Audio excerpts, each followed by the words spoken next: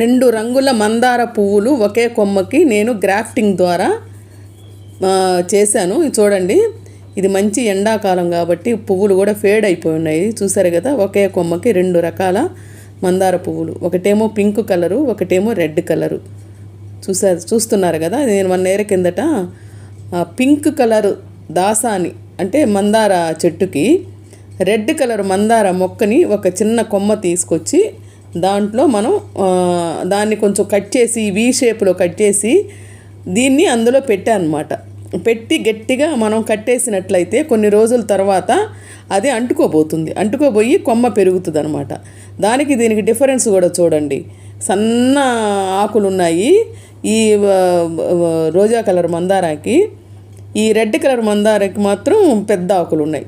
ఈ ఎండ వల్ల ఈ పువ్వులు కూడా చాలా ఫేడ్ అయిపోయి చిన్నగా పూస్తున్నాయి. అయినా కూడా నేను మెష్ అలాంటిది వేసి జాగ్రత్త చేశాను. చూస్తున్నారు కదా. ఈ విధంగా గ్రాఫ్టింగ్ ద్వారా మనం ఎన్ని రకాలైనా చేసుకోవచ్చు.